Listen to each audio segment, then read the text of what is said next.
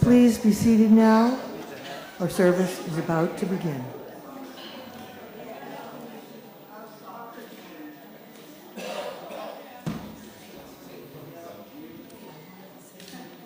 Good morning, everyone here in the sanctuary and those watching virtually. Welcome to the Unitarian Universalist Congregation of the South Jersey Shore. We ask that you please place your cell phones in the worship mode. Thank you for joining us. We who bring a teaching of hope, who welcome all in our doors, the joyful, the heartbroken, atheists and Christians, Muslims and Jews, straight and gay, lesbian, bisexual, queer, transgender, all who are searching, seeking, looking for more meaning, more service, more love. All of us gathered here together. My name is Pat Kennedy, and I'm your worship associate this morning.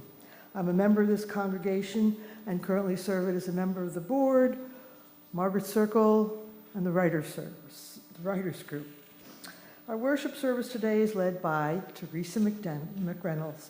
Reverend Dr. Theresa McReynolds, D.C., has spent the last 50 years of her life in healing profession as a chiropractor, energy healer, wellness coach, crystal healer, spiritual counselor, ritual facilitator, and motivational speaker. I'm exhausted. She has dedicated her life to uplifting others.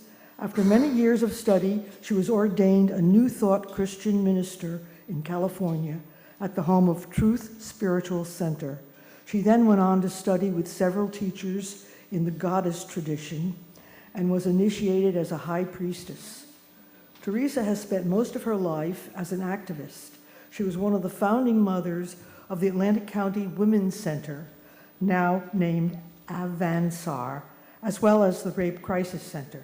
She was inducted into the Atlantic County Women's Hall of Fame in 2018 for social service and volunteerism.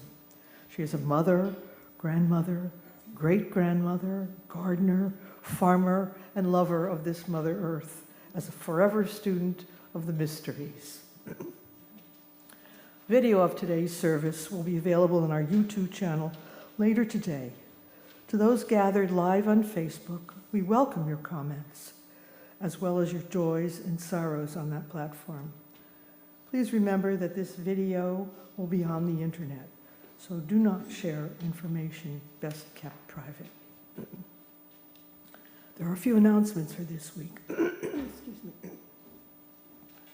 The 20th annual UUCSJS auction will be on Saturday, November 15th, 2025, and we are in need of donations. Don't have anything to donate?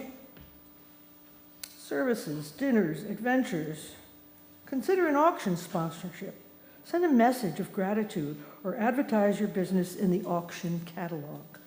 Scan the QR code in your order of service, click on the link in your weekly email, or see Debbie Dagavarian or Jessica Dunn-Safanoff for paper forms ASAP, as all donations are due October 26th. What's the difference between sympathy, empathy, and compassion? How can our faith help cultivate compassion?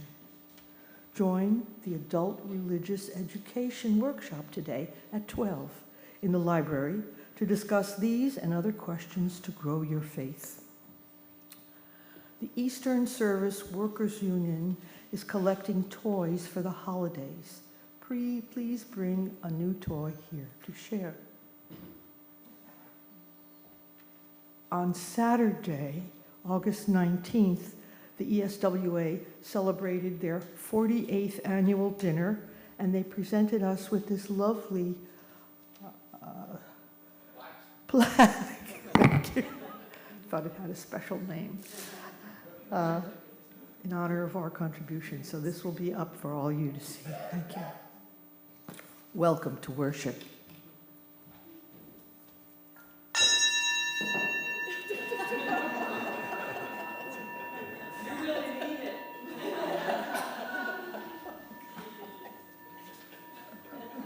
Little birds tweeting above my head.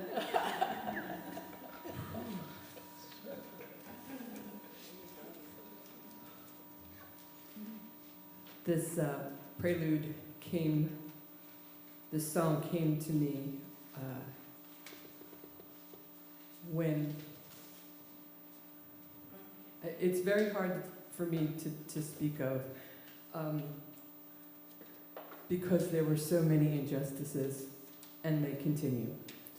And this was an extreme injustice of George Floyd, and all of the children in my community that I love so dearly. That's where this song comes from. And unfortunately, this song can also be expressed today with what's going on. And Theresa really inspired me by what she's choosing to speak of today. And so I want to play this for you.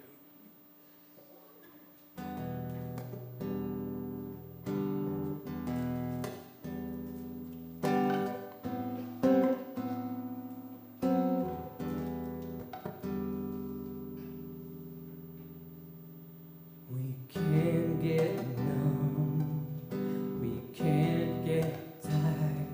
We gotta lift our voices up and hold our feet to the fire. We can't get numb, we can't get tired. We gotta lift our voices up and hold our feet to the fire. How long must they suffer? How long must they die? At the hands of the oppressors, their future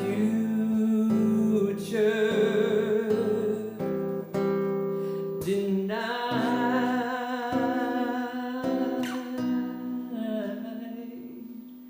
We can't get numb, we can't get tired. We gotta lift our voices up, hold their feet to the fire.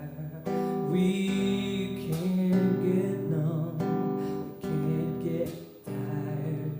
We gotta lift our voices up and hold their feet to the fire. I'm brown skin, brothers and fathers,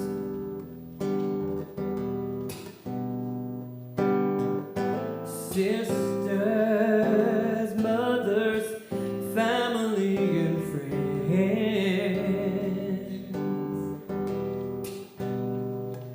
Our sons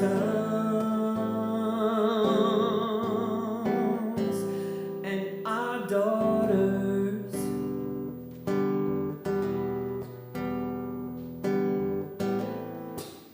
the family of man.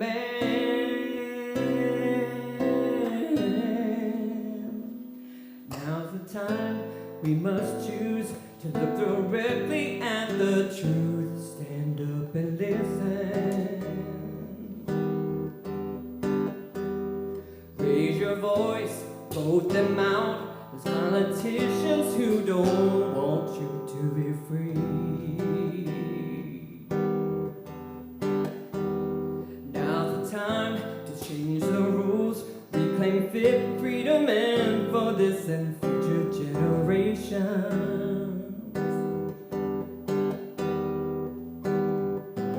Instant accountability. Instant accountability.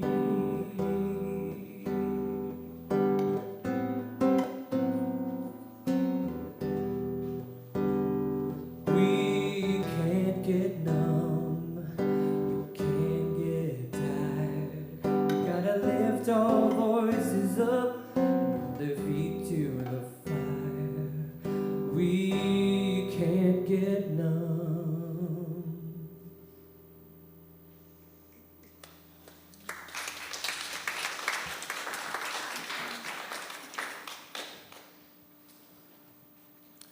We are but visitors on this planet. We are here for 90 or 100 years at most. During that period, we must try to do something good, something useful with our lives. If you contribute to other people's happiness, you will find the true goal, the true meaning of life. Dalai Lama. Our chalice lighter today is Nancy Watson.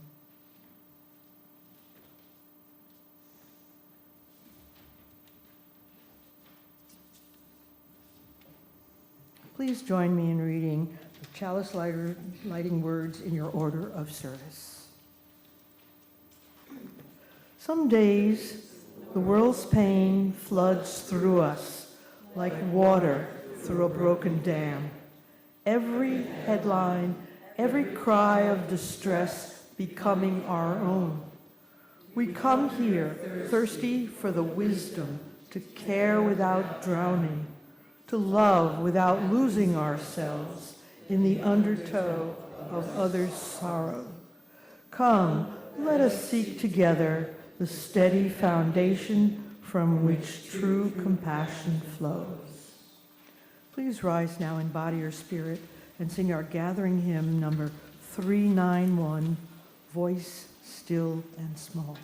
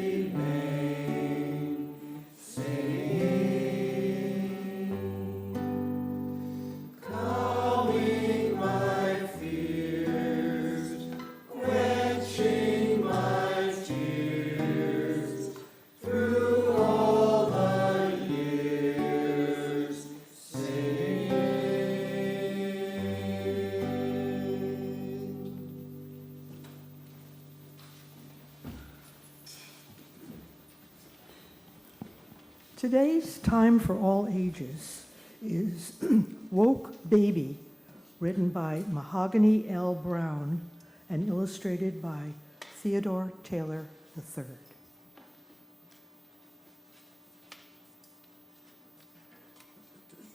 Woke Baby by Mahogany L. Brown, illustrated by Theodore Taylor III. Woke Baby.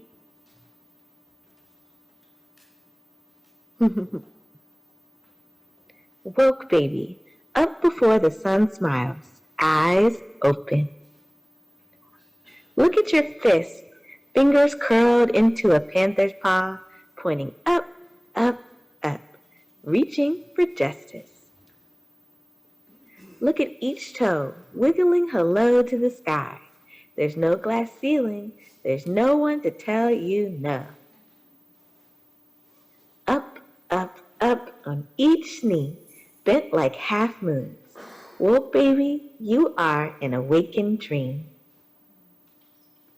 Here is your voice, loud and wailing. Here are your hands, reaching for what is yours. Here are your eyes, widen and bright. Woke baby, you stop for no one. You twist to your own beat, and you babble songs of freedom.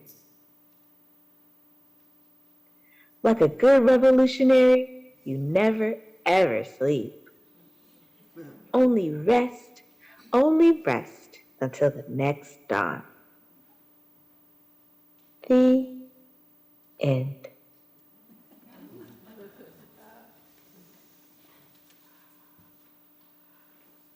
A book is provided in the foyer.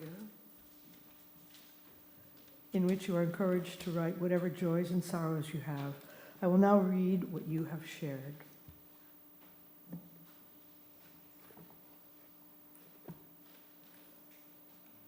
Thanks go out to the Scouts, Sadie, Charlie, Skylar, and Ian.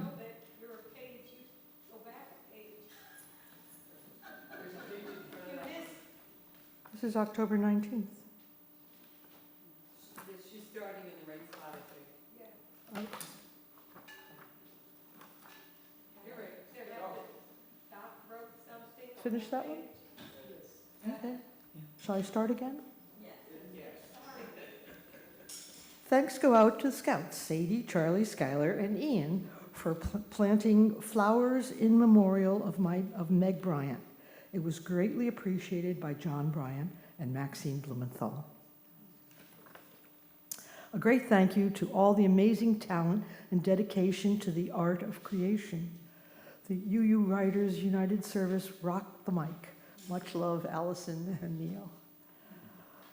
Have a joy and sorrow today. 1, great dining with Jack Nemes last night. Great food and great company. 2, my brother, who has to date beaten the odds of survival for his advanced bladder cancer, is not doing well. I have access to his patient portal, which is a blessing and a curse. He's going back on immunotherapy, and we're all praying for him through it all. And he still works 2 jobs. Gary Lindenbaum. Maxine wrote, there you go. The Scouts, who assisted with honoring Meg Bryant's memorial service by planting 4 perennial bushes in our garden, were Sadie Christensen, Charlie Brilla, Ian Cope, and Skylar Michael. Her husband, John Bryant, was very, very appreciative. Celebrating my young, to me, about to turn 21 next week, daughter Sage, who received recognition Young Historian Award yesterday for her work in Cape May. It was so good to see her so happy. Peg is here, yay! From Dina. Raymond and I celebrated our 15th wedding anniversary. Theresa McReynolds and Roberta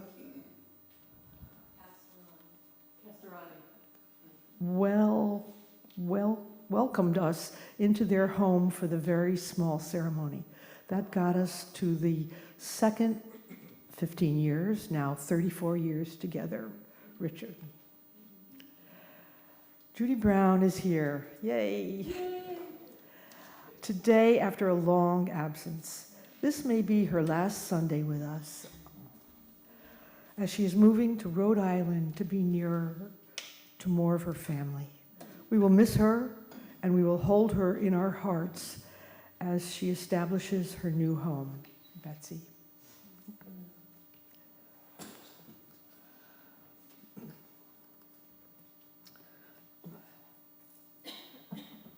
Let us share a quiet time together to reflect on our week.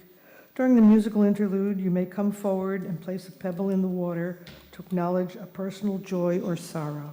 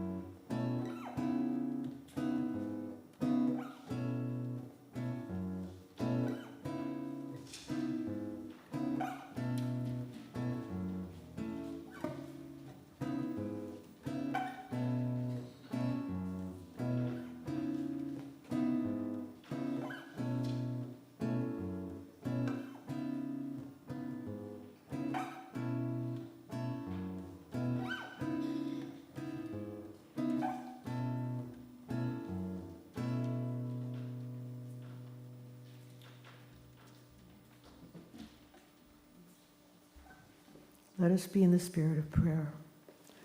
Blessed and holy creation, universe of wonder, mystery beyond definition. We share today our joys and sorrows, listening deeply to the things that cause us to weep or worry, and lifting our hearts as one at those things we would celebrate together. Our hearts are touched by this ritual, and we are connected. We pray for those who are apart from us, whether by distance, time, or conflict unresolved. We pray for those who thirst, whether for water, dignity, or justice. We pray for those who are in danger and who yearn for safety. We pray for our small, blue, fragile planet. Amen.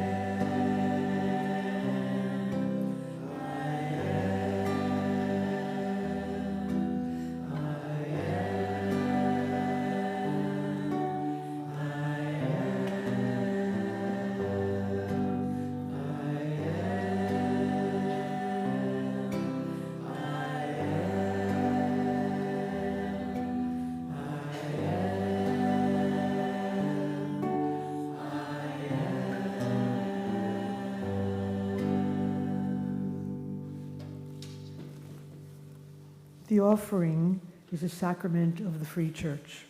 It is supported by the voluntary generosity of all who join with us. More than 80% of our annual budget is supported by direct pledges and donations collected through our in-service offering. We hope that you will be as generous as you are able and support the ministry of this congregation. If this is your first time here, let the basket pass. Your presence is gift enough. You can also text a donation to 609-293-4495, or for those who are participating online, please visit uucsjs.org and click on the yellow donate button for ways to donate. The gifts of the congregation will be most gratefully received. The ushers will now collect the offering. Thank you.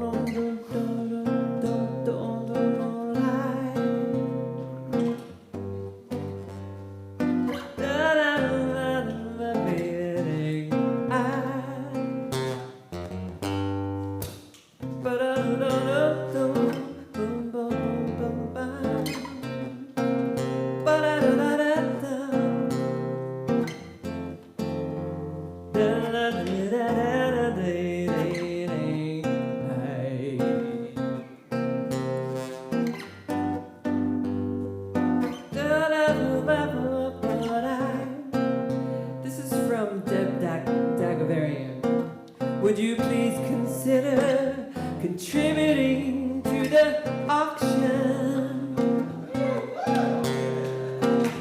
Would you consider please contributing to the auction?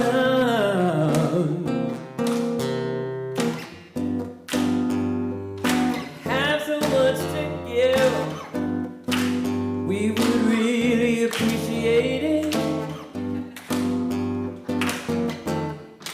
By next Sunday.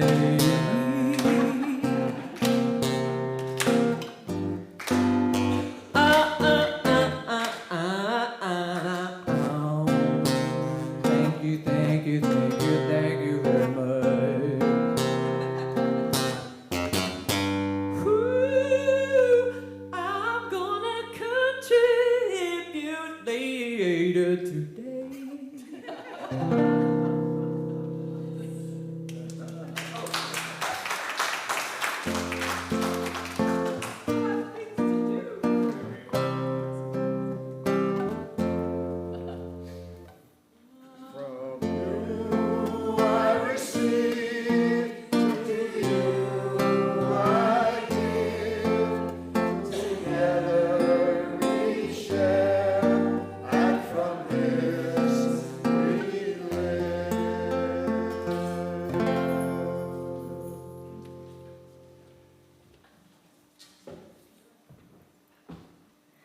My turn.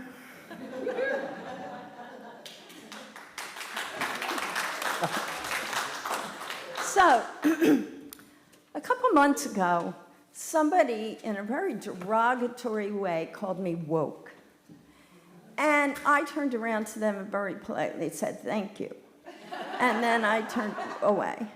But it caused me to go home and start to really look at this. What is this word that causes some people such rage and other people such joy?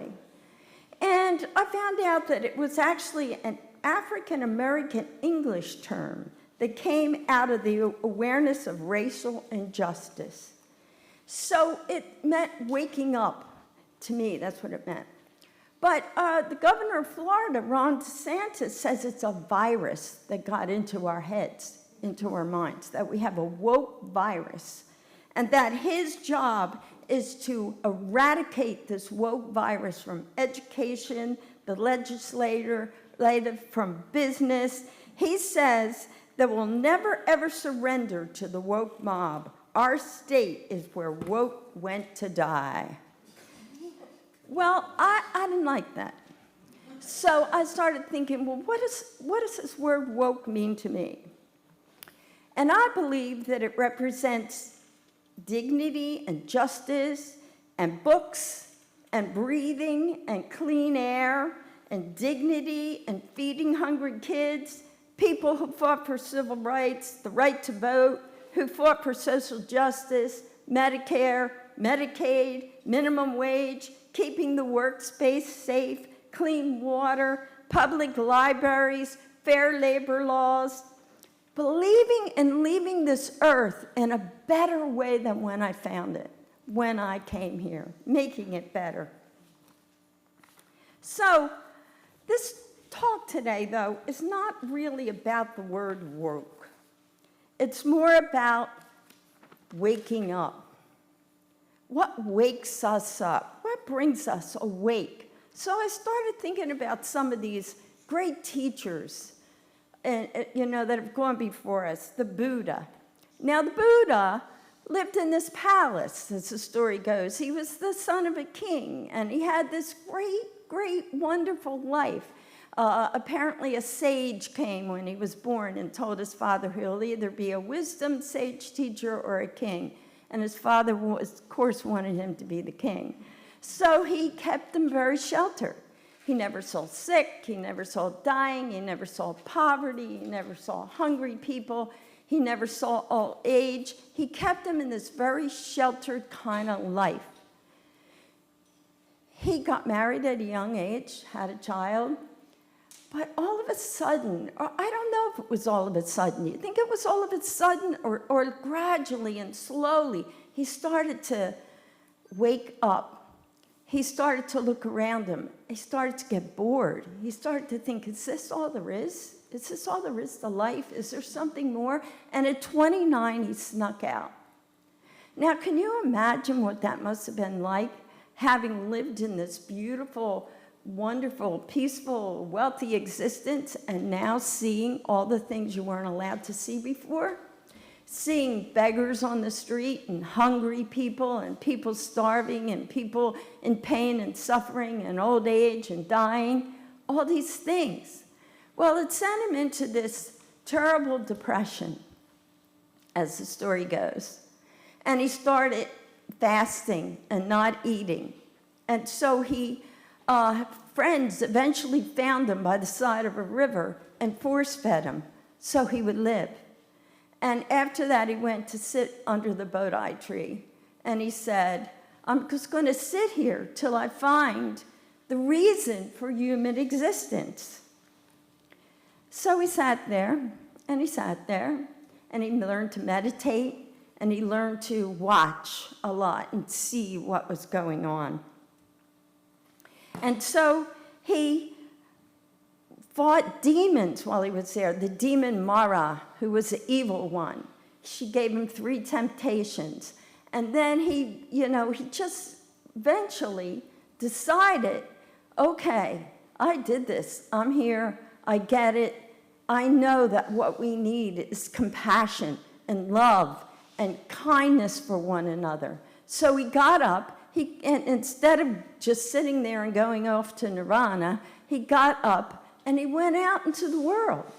He went out and he preached and he taught. And he said, you've got to be kind to one another and love one another, and these caste systems have to change. He really challenged the social existence. He brought compassion, equality into all of his talks. It's called engaged Buddhism today. Working for the environment and working for social justice. So he was an activist. He wasn't a political activist, but he was a social and a humanistic activist. He challenged how people treated one another, and he thought that he would teach by his way of being, by meditation, by teaching them how to go inside and see, who am I in here, and how do I want to treat people? He advocated that we not harm one another. He encouraged others to advocate for this. So, I went on from there to Jesus, and I thought, this was a nice Jewish boy. He had a dad who was a carpenter, a mom, as the story goes, who was a housewife. What made him, some say, well, he was born a God. Others say, no, he came to that, his enlightenment.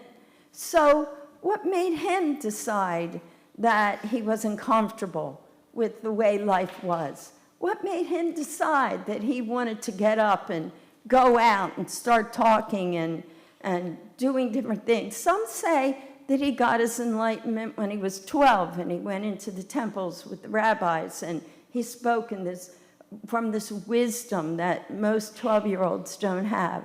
Others say he got it when he was baptized by John the Baptist, when he came up from the water, that's when he had his moment of enlightenment, his awakeness, his wokeness. Others say it was after he did his 40 days and 40 nights into the desert, and he had to face his own demons there. It seems like there's almost a theme, suffering, facing our demons, facing those shadow sides of ourselves, being willing to be awake, willing to woke, willing to look at our own shadow sides that then can help us go out and reach and teach others. There's a book by John Shelby Spong, and in his book, Jesus for the Non-Religious, Recovering the Divine at the Heart of the Human, he describes Jesus as a breaker. He was the breaker of tribal boundaries, the breaker of tribal boundaries, the human Jesus began the difficult process of changing and shifting us, them, thinking about Jews and Gentiles. As the breaker of prejudice and stereotypes, the human Jesus elevated the status of the Samaritans, the poor women, the children, the ill, the demon-possessed. As the breaker of religious boundaries, the human Jesus communicated and demonstrated that anything which puts limits on humanity, anything that teaches people to hate, to reject, or violate another cannot come from God. And so I started thinking about, well, what are some other teachers in my life that have shown this wokeness, when did they wake up? And I thought of Gandhi. And Gandhi was on that train. Do you remember that story? He was a lawyer, and he had a pretty nice life in India. He was a higher caste, and caste system, and he was doing pretty good. And he went to South Africa, and he was going to a conference, and he was on the train, and he was told to get off the first-class train and get to the back of the bus, get back there. Because of the color of his skin, he was told he was not allowed to be up in the higher class sections. He was so angry. Anger, that's what motivated him. That's what got him to the place where he said, I'm awake. No, I will not take it. I call it our Popeye moment. Those of us of an age remember Popeye. I had all I can stand and I can't stand no more. We get these Popeye moments of, no, I'm not going to sit back there. I'm not going to do this. I'm going to risk whatever I have to risk. And that started his revolution. And then I think about Mother Teresa. Mother Teresa was teaching in a wealthy school. Wonderful. She came from wealth. And she was on a train going from Calcutta to somewhere else, to a new school, when she saw out the window the beggars and the homeless and the poverty-stricken people. She saw them out the window, and she knew in that moment, that was her Popeye moment, she knew that she could no longer go to these wealthy schools and teach, that she had to do something. And she says she got a call from God in that moment, who said, leave the convent and go work with the poorest of the poor. People would say to her, how can you touch those people? They're dirty and they're full of lice and they smell horrible. How can you hold them in your arms? And she would say, I would look into their face and see my beloved Jesus in each one of them. That's how she did it. So then I was thinking about Rosa Parks. She was also someone she was on a bus, and she was told to get to the back of the bus. Now, she was probably told this many times before, but this time was her Popeye moment. This time was her moment when she said, no, I'm not going to get to the back of the bus. I'm willing to risk whatever I have to risk to stay here and to say I am a person and I deserve to be treated with dignity and respect.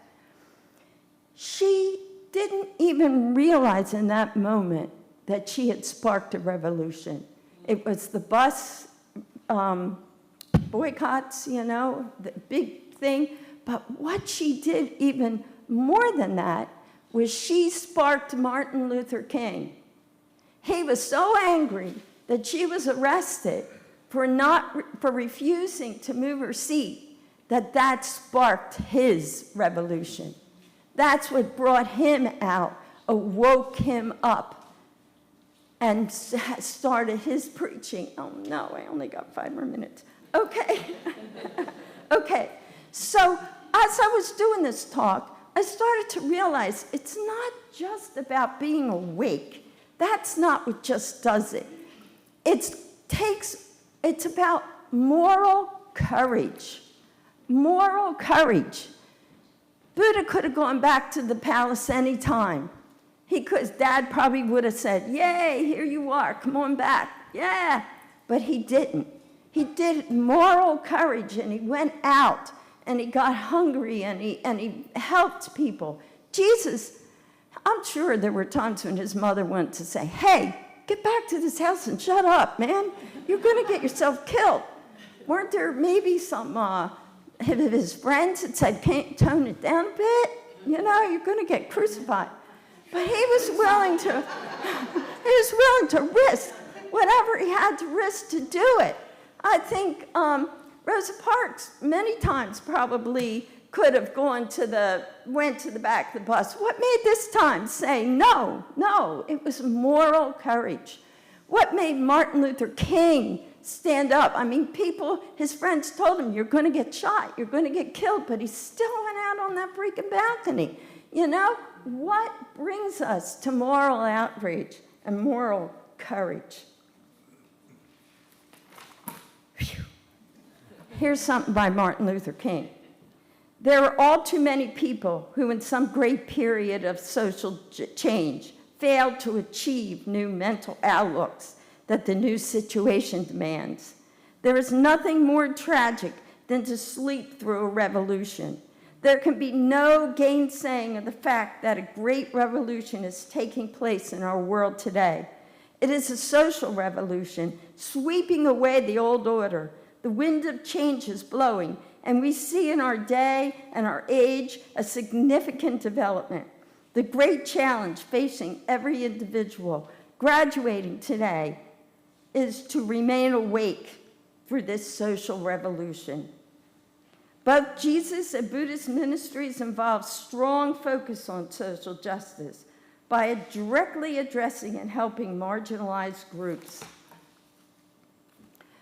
My ministry today is kindness and compassion. I want to join others to help create a better world, most especially because I'm a person of faith and interfaith. I want to be woke. I want to be woke like Buddha, by Jesus, as Mother Teresa and Gandhi and Martin. I want to be woke.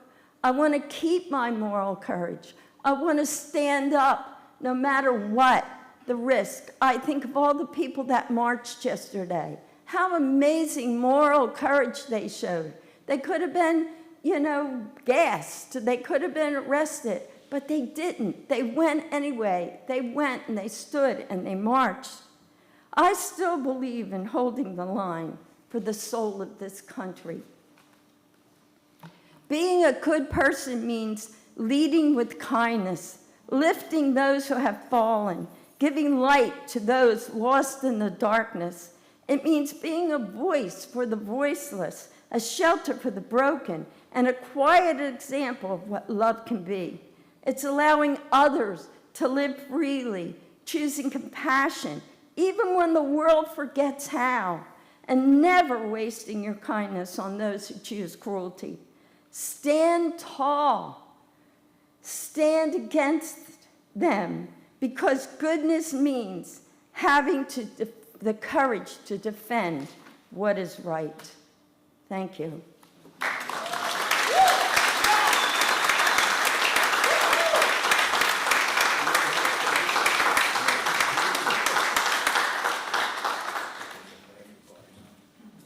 There's been a slight change to the song that we're singing together. I'm going to ask everyone to please rise in body or spirit for I Carry the Flame. This is a song that was written by Josh Ritter and sung by Joan Baez. Recently, I tracked it down. I got a call from Theresa saying, this song, we have to sing this song. And I went, but where is it? And thanks to tenacity and the interwebs, I tracked it down. So we're going to all sing the chorus together. I'm going to sing the chorus first to get it in your ear. It's very good earworm. And then, and we're going to all carry the flame. Yes. And then the choir and you are going to sing this chorus every time it comes around. And thank you to our incredible tech, David Wiesner, for literally right before we started getting this up here. So thank you, David. Oh, it helps to plug in.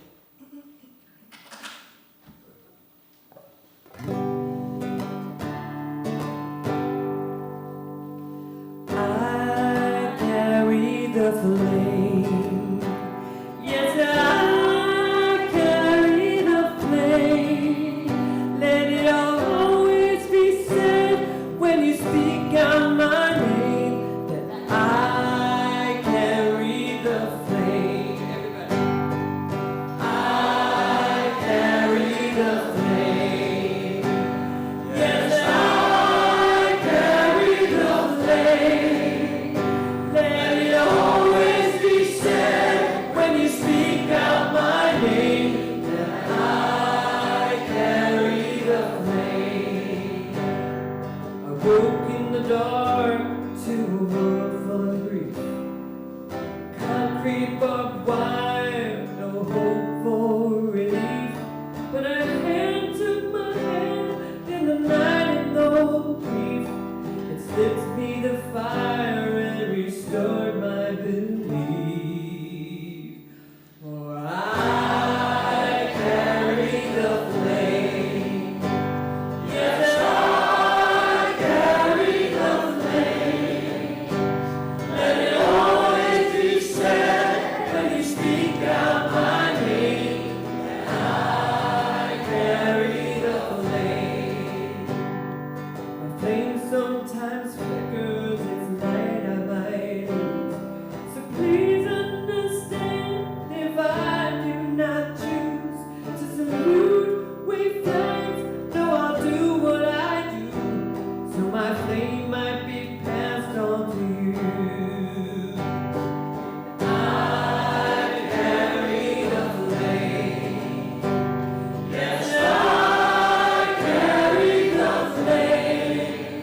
Let it always be said when you speak out my name that I carry the flame. Darkness can't fall on the whole world at once. The light will survive everything that's been done. Cruelty, lies, deportation, and guns. But my light will survive till our battle is won.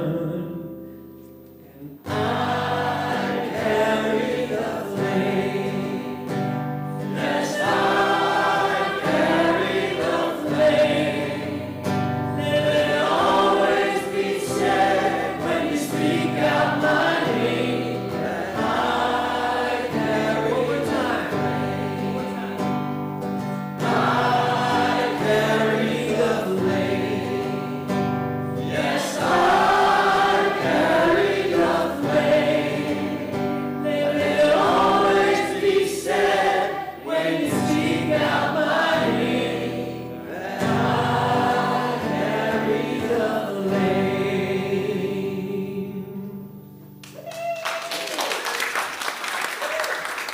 Thank you, Gina, for finding that song. That was Joan Baez sang that. Closing words. You are the light of the world, people. Do not light a lamp and then put it under a bushel. It is set on a lampstand where it gives light to all in the house. Likewise, your light must shine before you, before others, that they may see your good deeds.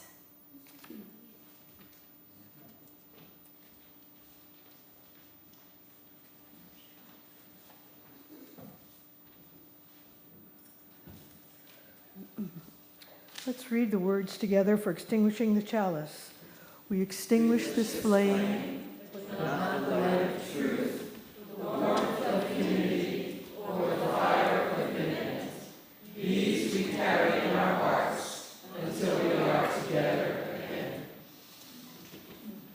We warmly welcome all of you who are visiting us today. Now, let us share a moment of silent reflection to consider today's. Did I hear something? Oh, yeah, sorry.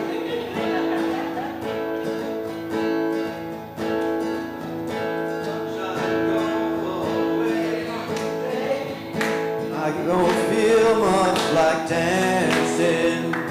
Some man's gone, he's tried to run my life.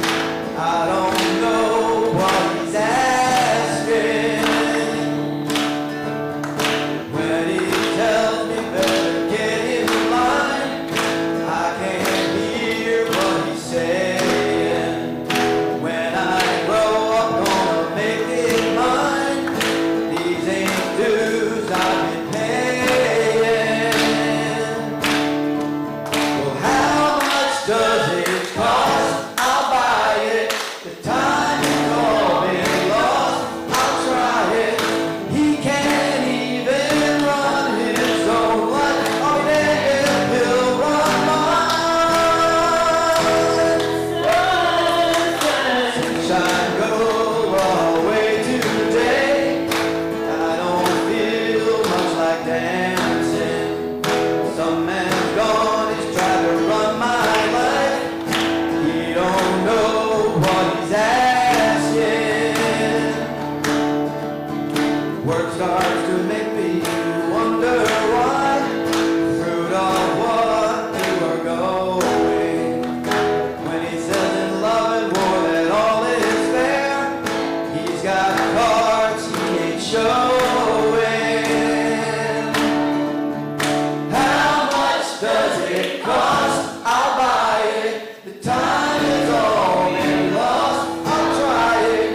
He can't even run his own life. Oh yeah, he'll run mine. Sunshine, come on back another day. I promise you I'll be singing. This old world, she's gonna turn around. New bells will be ringing.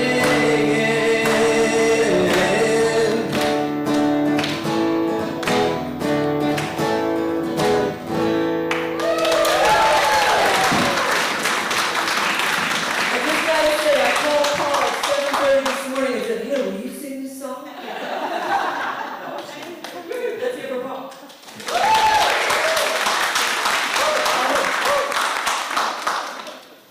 Now, we warmly welcome all of you who are visiting today. Now let us share in a moment of silent reflection to consider today's message and the meaning it has in our lives.